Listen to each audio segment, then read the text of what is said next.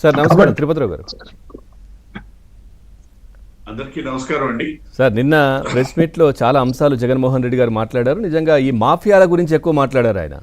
So ఈ land mafia, sand mafia ఇవన్నీ కూడా ఇప్పుడు ఇష్టానుసారంగా వ్యవహరిస్తున్నాయి అనేది. వైజాగ్ గురించి మీకు చెప్పాల్సిన అవసరం లేదు. ఆ ప్రాంతంలో ఎట్లా గతంలో ఆయన అధికారంలో ఉన్నప్పుడు ఎంత కబ్జాలకు గురైంది, సో ఎంత ల్యాండ్ ఏ విధంగా కొట్టేశారు ఆ వైసీపీకి సంబంధించిన నేతలు, ఇవన్నీ కూడా మీరు ఎన్నోసార్లు ప్రెస్ మీట్లో కూడా మాట్లాడారు.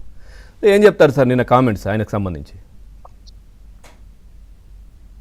ఒకటి, ఫస్ట్ ఏదైతే స్థానిక ఎన్నికలకు సంబంధించి ఒక్క రోజులోనే ఎందుకు స్వరం మారింది అని చెప్పేసి మీరు మీ ఇంటర్లో కూడా చెప్పినటువంటి దానిపై ఇప్పుడు క్షమించారు. ఏదైతే ఇప్పుడు అధికారంలో ఉన్నటువంటి పార్టీకి అనుకూలంగా స్థానిక ఎన్నికలు ఉంటాయి అనేది జగన్మోహన్ రెడ్డికి బాగా తెలుసు. ఇంకా చెప్పాలనేసంటే అధికారంలో తను ఉండేటప్పుడు తనకు అనుకూలంగా మార్చుకున్నటువంటి వ్యక్తి. అవాళ తెలుగుదేశం పార్టీ ఎందుకు చేయను అని చెప్పింది? నువ్వు నిర్వహించే ఎన్నికల ప్రక్రియ మీద విశ్వాసం లేకుండా చేసుకున్నావు కాబట్టి అవాళ తెలుగుదేశం పార్టీ బాయ్కట్ చేసింది. సో అటువంటి పరిస్థితి అంటే స్వయంగా తను ఆ రోజు ఏదైతే స్థానిక ఎన్నికల్లో చేశాడో అది ఇవాళ గుర్తుకొస్తుంది. స్థానిక ఎన్నికలు వచ్చేసరికి మళ్ళీ ఇవాళ తెలుగుదేశం పార్టీ, అది తెలుగుదేశం పార్టీ అని చెప్పట్లా, లేకపోతే కూటమి అని చెప్పట్లా, నా వరకు అయినట్టయితే ఏంటంటే అధికారంలో ఉన్నాం కదా, అధికారంలో ఉన్నప్పుడు నేనేం చేశానో ఇవాళ అధికారంలో ఉండేప్పుడు వాళ్ళదే చేస్తారు అన్నటువంటి ఒక ఆలోచనకి వెళ్ళిపోయినటువంటి సందర్భం. అందులోనే రెండో పాయింట్ కూడా మనం ఎస్టాబ్లిష్ అయిపోయింది. ఏంటో రెండో పాయింట్ అంటే, ఒకటి ప్రతిపక్ష పాత్ర. నేను ఎప్పుడూ చెప్తా, ప్రజాస్వామ్యంలో ప్రతిపక్ష పాత్ర అనేది చాలా ప్రధానమైనది. అధికార పార్టీకి అనేది ఏం ఉండదు. అధికార పార్టీ ఏం చేస్తుంది? అధికారంలోకి వచ్చిన తర్వాత పరిపాలన కొనసాగిస్తుంది, అభివృద్ధికి సంబంధించిన ఆలోచనతో వెళ్తారు. మరి వీటిల్లో లోటుపాట్లను ఎత్తి చూపాల్సినటువంటి బాధ్యత ప్రతిపక్షానికి, ప్రతిపక్ష నేతది. ఈ రెండు విషయాల్లోనూ ప్రతిపక్షంగాను వాళ్ళు సరే క్వాలిఫై అయ్యారా లేదా, లేకపోతే ప్రజలు ఇచ్చినటువంటి తీర్పుకి వ్యతిరేకంగా వాళ్ళు అడిగారా లేదా, ఇవన్నీ అంశాలు పక్కన పెడితే వాళ్ళకు ఉన్నటువంటి బాధ్యతని కనీసం బయట కూడా వాళ్ళ శాసనసభకు రావట్లే. మా సోదరులు అడుగుతుంటారు, శాసనసభకు వచ్చి నేను మాట్లాడాను, ఆయన రానని సైడ్ ఓకే అయిపోయింది. మొన్నేదో ఒక సందర్భంలో కూడా వచ్చింది, ఆ రోజు ఎవరో మాట్లాడారు, ఆ రోజు అప్పుడు చంద్రబాబు నాయుడు గారు కూడా వెళ్ళలేదు కదా అని చెప్పేసి. చంద్రబాబు నాయుడు గారు బాయ్కట్ చేసినటువంటి సన్నివేశం వేరు, అదొక దురదృష్టకరమైనటువంటి సన్నివేశం. అది అంటే సార్ ఆ టైంలో వారు వెళ్ళలేదు కానీ మిగతా సభ్యులందరూ అక్కడే ఉన్నారు కదా. నేను అదే చెప్తున్నా, నేనే చెప్పాను ఆన్సర్, నేనే చెప్పాను. ఆ రోజు ప్రతిపక్ష నేతగా ఆయన బాయ్కట్ చేశారు తప్పిస్తే పార్టీ బాయ్కట్ చేయమని చెప్పలా. అవును, పార్టీ శాసనసభ్యులు, శాసన మండలి సభ్యులు అందరూ సభలకి కంటిన్యూగా హాజరైనటువంటి సందర్భాన్ని నేనే చెప్పాను. అవును, కాబట్టి అంటే అంతరాహితవాది.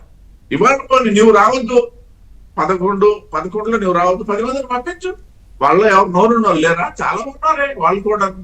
మాతో పాటు ఇక్కడ టీవీలో డిస్కస్ చేసినటువంటి ఒకరిద్దరు కూడా ఉన్నారు, అందులో బాగా నోరున్న వాళ్ళు.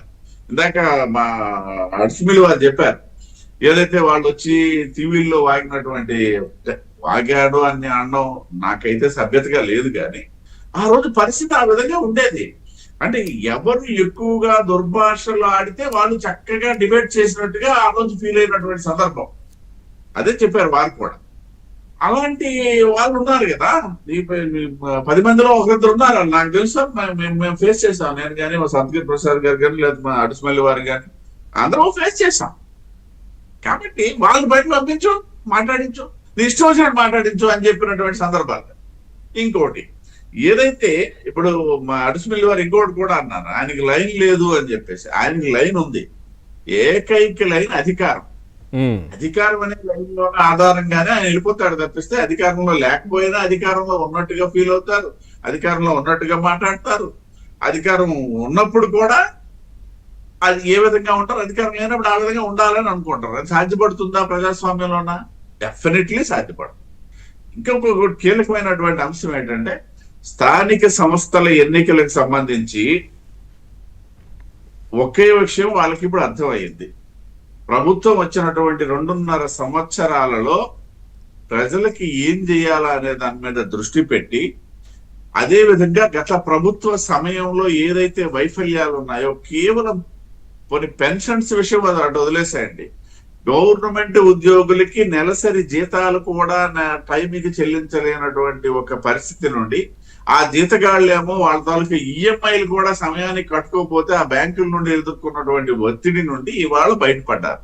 అదే విధంగా ప్రజలు కూడా ఏదైతే ఇస్తామన్నట్టుగా 4,000 పెన్షన్స్ కూడా నిజంగా 30వ తేదీ 31వ తేదీ 1వ తేదీ 2వ తేదీ ఆ 4 రోజుల్లో పల్లెల్లోన పట్టణాల్లో అనేసి అంటే పెద్దగా అది కామ్ గా జరిగిపోతుంది. పల్లెల్లో అది ఒక పండగ వాతావరణం. ఎందుకనేసి అంటే ఆ ముసలి వాళ్ళకి 4,000 రూపాయలు నెలకు వస్తుంది అనేసి అంటే అది ఒక పండగ వాతావరణం కనిపిస్తుంది. ప్రతి నెల పండగ ఇవాళ.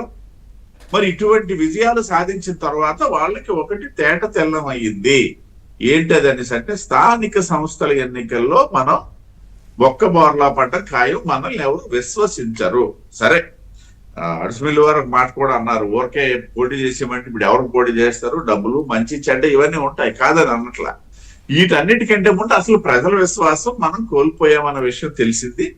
అధికార పార్టీ ప్రజలు ఏదైతే కూటమి ఉన్నదో కూటమి ఇవాళ ప్రజల విశ్వాసాన్ని చూరగొన్నదన్నటువంటి విషయం తెలిసినటువంటి సందర్భంలో ఇవాళ ఈ యూటర్న్ ఇంకా మనం వెళ్ళి కూడా ఉపయోగం లేదేమో, ఇప్పుడు ఎదుగుతున్నారేమో బహుశా బాయ్కాట్ ఎలా చేయాలని అంటే పోటీ చేయాలి.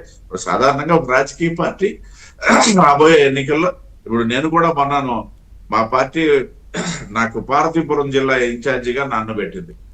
ఏదైతే స్థానిక సంస్థల ఎన్నికలకు సంబంధించి అక్కడ ఎవరెవరు మనం అంటే అలయన్స్ లో ఉన్నాం కాబట్టి మన వైపు నుండి సంసిద్ధత ఏంటనేది తెలుసుకుంటే ఆ తర్వాత అలయన్స్ సీటింగ్ లో మనం మాట్లాడుకోవచ్చు అన్నటువంటి ఆలోచనతో ఇట్లాంటి సంసిద్ధతతో వెళ్ళడం అనేది ఒకటి జరుగుతుంది. ఇప్పుడు అదే ఉందనుకో, వాళ్ళకి అలయన్స్ బాధ లేదు కాబట్టి ఎక్కడెక్కడ మనం బలమైన అభ్యర్థులు ఉన్నాము, ఎక్కడెక్కడ మనం బలహీనంగా ఉన్నాము, బలహీనమైన చోట మళ్ళీ బలం కావాలనేసి అంటే మనం ఏం చేయాలి, ఇట్లాంటి ఎన్నికల వ్యూహాలతో వెళ్లాల్సినటువంటి ప్రతిపక్షం. సార్, ఇప్పుడు చివరికి జగన్మోహన్ రెడ్డి గారు బైకాట్ దిశగా వెళ్తారంటారా?